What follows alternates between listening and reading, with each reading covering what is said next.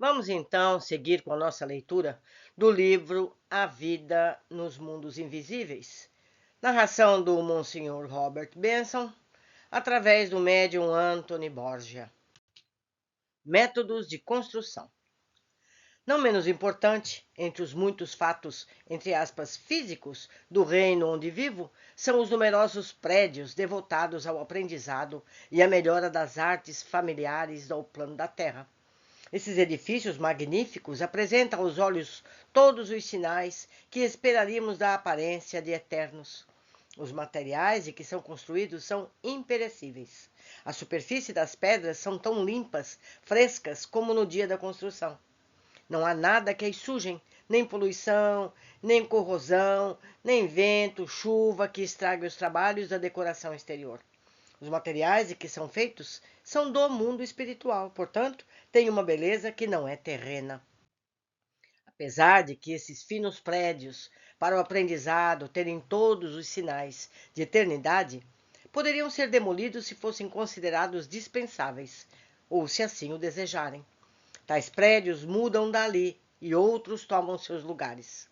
O mundo espiritual não é estático, é sempre vibrante com vida e movimento. Contemple, por momentos, as condições normais da Terra, com as muitas mudanças que acontecem continuamente. A gradual reconstrução de cidades e vilas, as alterações no campo. Algumas dessas mudanças não foram para uma melhoria, entretanto, poderão ser. Mudanças são feitas e o procedimento é visto como progresso. E então, o que acontece no mundo espiritual? Será que não há mudanças a serem feitas no mundo onde vivo? Certamente que há. Nós não mudamos exatamente com os tempos, para se usar uma expressão da Terra, porque estamos sempre bastante à frente dos tempos e temos a necessidade de estarmos para enfrentarmos a demanda que vem do mundo terreno. Tomemos apenas um exemplo específico, apenas um. À medida que a Terra progride em civilização, por sua própria estimativa, os meios e os métodos de empreender uma guerra tornam-se mais devastadores e amplos. No lugar de centenas de mortos em batalhas dos tempos antigos, a mortandade agora é contada em centenas de milhares. Cada uma dessas almas acabou sua vida terrena, apesar de não ter terminado com as consequências dela. E em muitos casos, o mundo acabou com eles também. O indivíduo pode sobreviver na memória dos que deixou para trás. Sua presença física se foi, mas a presença espiritual estará imutavelmente conosco. A terra passou para nós, muitas vezes não necessariamente sabendo do que lhe aconteceu. Ele deixará para trás os que amou, os que o amaram, mas o mundo terreno não pensam assim. Não pode fazer nada mais por ele, nem pelos que lamentam sua perda. Somos nós, do mundo espiritual, que cuidaremos dessas almas. Conosco não há colocar as responsabilidades em outros ombros e continuar o caminho. Encaramos estritamente a realidade por aqui. O mundo terreno, em sua cega ignorância, manda para cá centenas de milhares de almas, mas os que habitam nos planos elevados estão completamente avisados, bem antes que tudo aconteça, ou do que está acontecendo na Terra. E um Fiat segue em direção aos reinos mais próximos, à Terra, para que se preparem para o que vai acontecer. Meus amigos, o livro O Segundo Grande Elo, que eu ainda não tive coragem de ler, porque é muito grosso, narra que 20 anos antes da Segunda Guerra Mundial, a espiritualidade já preparava os campos para receber os mortos dessa guerra. 20 anos antes, a espiritualidade já sabia que haveria a guerra e que os mortos precisariam ser acomodados. Então, eles sabem antes de tudo acontecer. Está tudo certo, está tudo no caminho. Não é verdade? Mas vamos seguir com o nosso estudo. Essas calamidades medonhas do plano da Terra necessitam da construção de mais e cada vez mais casas de repouso no mundo espiritual. A ocasião, talvez maior, para as mudanças que sempre estão acontecendo aqui. Há outras e mais agradáveis. Algumas vezes se expressa o desejo de muitos espíritos para uma ampliação dos prédios para o aprendizado. Raramente há algum problema quanto a esses desejos, porque não são egoístas, será para uso e prazer geral. Foi em resposta a uma pergunta que fiz que Edwin disse-me que uma ala nova estava sendo acrescida na maior biblioteca onde eu gasto tantos momentos agradáveis e úteis desde quando vim para o mundo espiritual. Foi sugerido que talvez Ruth e eu gostaríamos de testemunhar uma construção espiritual em curso. Estando de acordo, fomos para a cidade e para a biblioteca. Havia muitas pessoas lá agrupadas, ali com a mesma intenção que a nossa. Enquanto esperávamos pelo início da construção, Edwin nos contou em detalhes preliminares que são necessários antes que o trabalho realmente se inicie. Tão logo um prédio seja desejado, o governante do reino é consultado. Essa grande alma e de outros similares a ele, em caráter espiritual e capacidade, falarei mais tarde. Conhecendo como ele o faz, tão intimamente, as necessidades e os desejos de todos daquele reino, nunca há um caso onde um edifício seja requisitado para o uso e a serviço de todos que seja recusado. O governante, então, transmite a requisição aos superiores a ele, que, por sua vez, encaminham para os ainda mais superiores. Tem hierarquia lá, hein, meus amigos? Nós nos encontramos no templo central da cidade, onde fomos recebidos por alguém cuja palavra é lei. A grande alma que, muitos anos atrás, em tempo terreno, fez o possível para que eu me comunicasse com o mundo terreno.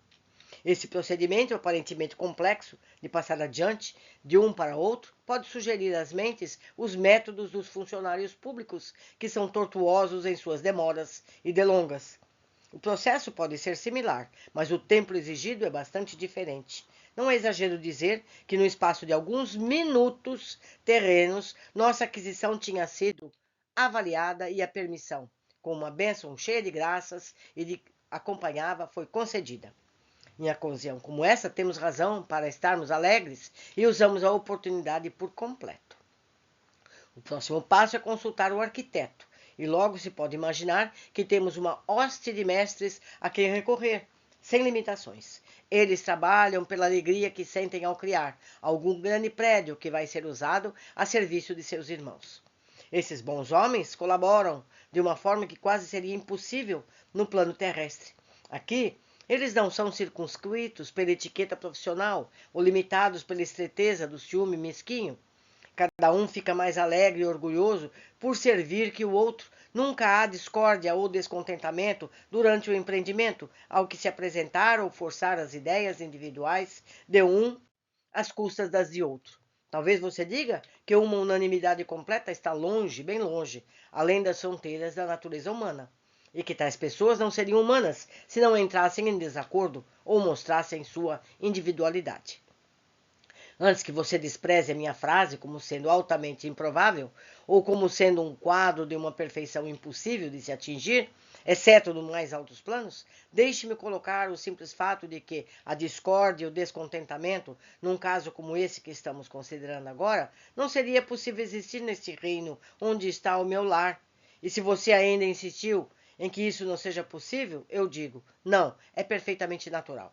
Sejam quais forem as dádivas que possamos possuir no mundo espiritual, é parte da essência desse reino que não inflemos ideias de poder ou excelência por tais dádivas. Nós as reconhecemos com humildade, sem importâncias individuais, discretamente e abnegadamente, e somos gratos pela oportunidade de trabalho com amor e com nossos colegas no serviço do grande inspirador. Quero fazer uma parte aqui. Lembrando que os pensamentos, quando são dirigidos por um mesmo conteúdo, ele é partilhado entre os elementos desse grupo. Então, todo o grupo pensa em conjunto. Pensando em conjunto, não há como discordar, porque automaticamente as pessoas estão vendo os problemas e resolvendo simultaneamente. Por isso, não há por que contrariar um ao outro, porque o pensamento é coletivo. Todos estão participando da criação mental uns dos outros, porque o trabalho é o mesmo para todos, certo? Continuando. Isso, essencialmente, é o que um desses grandes arquitetos disse-me, referindo ao seu próprio trabalho. Depois que o planejamento para o novo prédio tenha sido estabelecido, ao consultarem o governante do reino, há uma reunião com os pedreiros mestres. Estes eram, quase a sua maioria, pedreiros quando na sua vida terrena e continuam a exercer sua especialidade nos planos espirituais. Fazem isso, claro, porque têm apelo ao trabalho, como já acontecia quando estavam encarnados. E aqui eles têm condições perfeitas para continuarem o seu trabalho. Fazem isso com grande liberdade e licença para agir, que lhe foi negada na terra, mais que a sua herança aqui no mundo espiritual. Outros que não foram pedreiros por ofício aprenderam os métodos espirituais de construção, porque sentem prazer nisso e dão grande ajuda aos que são mais experientes. Os pedreiros, em outro, são as únicas pessoas pertinentes à real construção, já que os prédios espirituais não requerem tanta coisa a ser incluída quanto nos terrenos. Por exemplo, a necessária provisão de luz por meios artificiais e calor. Nossa luz vem da grande fonte central de todas as luzes, e o calor é uma das características desse reino. A reforma que estava sendo feita na biblioteca consistia num anexo e não era grandes dimensões. Nossa biblioteca tem, pelo menos, um fato em comum com as bibliotecas terrenas. Chega o tempo em que a quantidade de livros excede o espaço que os abriga. É o nosso caso, o excesso é grande, porque não temos apenas as cópias dos livros da Terra, mas há também os volumes que têm sua raiz aqui no mundo espiritual. Por isso, digo que esses livros não têm sua contrapartida na Terra. Incluídos entre eles estão os trabalhos concernentes apenas ao mundo espiritual, os fatos da vida daqui, os ensinamentos espirituais, escritos por autoridades que têm conhecimento infalível do assunto e que residem em esferas mais elevadas. Há também histórias de nações e eventos, com os fatos expostos em estrita concordância com a verdade absoluta, escrita por homens que agora acham que equívocos são impossíveis. A construção desse anexo não foi, entretanto, o que chamaríamos de um esforço maior e requereria a ajuda de apenas uns poucos. Era o desempenho simples, constituindo de 2 ou 3 salas de tamanho médio. Estávamos em pé, bem perto do grupo de arquitetos e pedreiros, encabeçados pelo governante do reino. Percebi que, particularmente, eles pareciam extremamente felizes e joviais. Muitas eram as brincadeiras que circulavam em torno desse grupo tão alegre. Era estranho para Ruth e para mim. Edwin já tinha testemunhado esse tipo de acontecimento antes, apesar de um prédio estar perto de subir, porque, desde a minha chegada no mundo espiritual, não vi sinal de nenhuma construção acontecendo em lugar nenhum. Cada ala, cada casa já estavam erigidas. Nunca me ocorreu que as coisas requerem atitudes nessa direção. Um leve pensar, claro, revelaria que as casas espirituais estão sempre sendo construídas, enquanto outras estão sendo demolidas, se não são mais desejadas. Os prédios das escolas pareciam todos tão eternos aos meus olhos desacostumados, tão completos que não pude pensar que poderiam ter a necessidade de ampliação. Finalmente havia sinais de que começariam. Devo lembrar que o ato de construir no mundo espiritual é essencialmente uma operação do pensamento.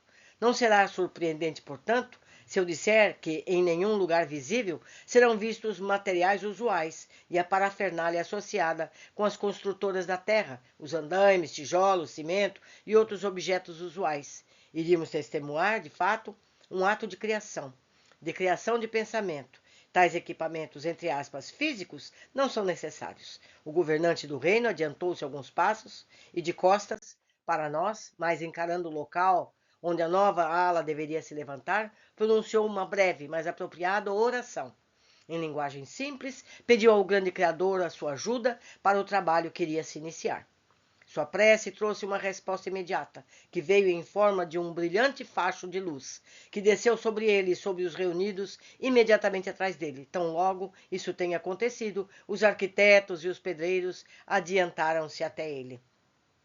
Todos os olhos estavam voltados para o local vazio, ao lado do prédio principal, e onde percebemos que um segundo facho de luz estava passando diretamente pelo governante e os pedreiros. Quando o segundo facho aproximou-se do lugar do anexo, formou-se uma cintilação no chão, que gradualmente aprofundou-se.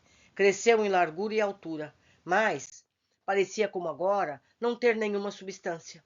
Combinava com a construção dos homens em cor, mas era só isso. Lentamente a forma cresceu em tamanho, até que atingiu a altura necessária. Podíamos ver plenamente que combinava com a estrutura original em seu estilo, até os entalhes similares correspondiam. Enquanto estava nesse estado, os arquitetos se aproximaram, examinaram cuidadosamente. Pudemos observá-los se movimentando por dentro, até que trocaram finalmente de ponto de vista. Saíram por um momento, retornaram ao governante com um relatório que tudo estava bem. Edwin explicou-nos que esse edifício espiritual era, na realidade, um esboço da estrutura terminada, moldá-la no modelo exato antes que a intensificação de pensamentos fosse aplicada para produzir o prédio completo e sólido. Quaisquer erros ou falhas são detectadas quando o prédio ainda está em estado sutil e rapidamente corrigido. Entretanto, como nenhuma retificação foi necessária, neste exemplo em particular, o trabalho continuou imediatamente. O fluxo de luz agora se tornou muito mais intenso, enquanto a corrente horizontal do governante e seus colaboradores começou. Depois de um lapso de 1 minuto ou 2, com um grau similar de intensidade, podíamos ver agora, de forma nebulosa, adquirindo uma aparência de indiscutível solidez, à medida que a concentração dos pensamentos, unidos, lançados sobre o esboço, fazia com que a camada sobre camada tivessem maior densidade. Pelo que observei, pareceu que ele transmitia ao governante para que este providenciasse que cada pedreiro recebesse exatamente a quantidade e qualidade de força que cada um requeria em sua tarefa. Atuava de fato como um agente distributivo do poder magnético que descia diretamente sobre ele. Dividia-se em certo número de correntes individuais, de luzes de diferentes cores e poderes, que correspondiam ao seu apelo direto ao grande arquiteto. Não havia falhas ou diminuição de aplicação de substância dos pensamentos que pudesse ser percebida. Os próprios pedreiros pareciam trabalhar em completa unanimidade de concentração. O edifício atingiu sua solidificação completa com um grau marcante de igualdade. No que pareceu a mim e a Ruth ser um período bastante curto, o edifício parou de adquirir densidade. Os raios verticais e horizontais cessaram. Ali estava, diante de nós, a ala terminada, perfeita em cada detalhe, na medida e extensão exatamente iguais ao prédio principal, lindamente semelhante em cor e forma, merecedor de altos propósitos aos quais seria devotado. Fomos até lá para examinar mais de perto os resultados do feito que acabara de acontecer. Passamos as mãos sobre a superfície lisa, como se fosse para nos convencermos de que era realmente sólido.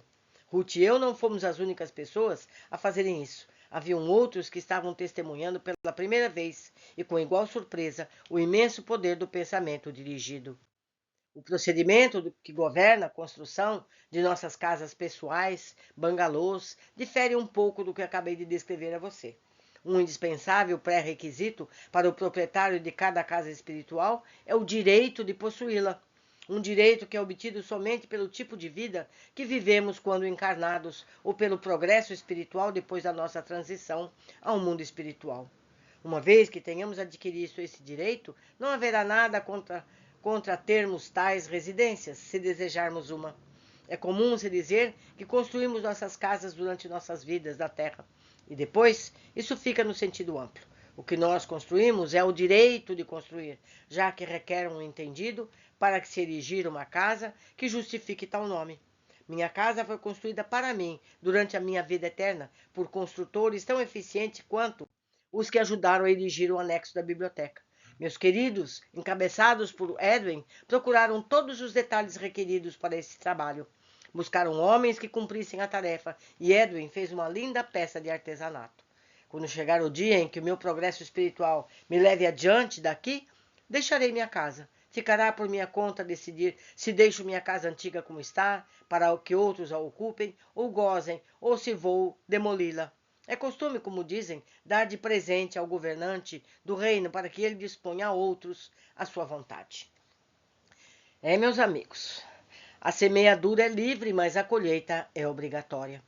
Então vamos trabalhar para o bem, para a paz, pelo amor em comum, para que possamos merecer uma bela vivenda no plano espiritual. Por hoje ficamos aqui, aguardo todos na sequência desse nosso estudo.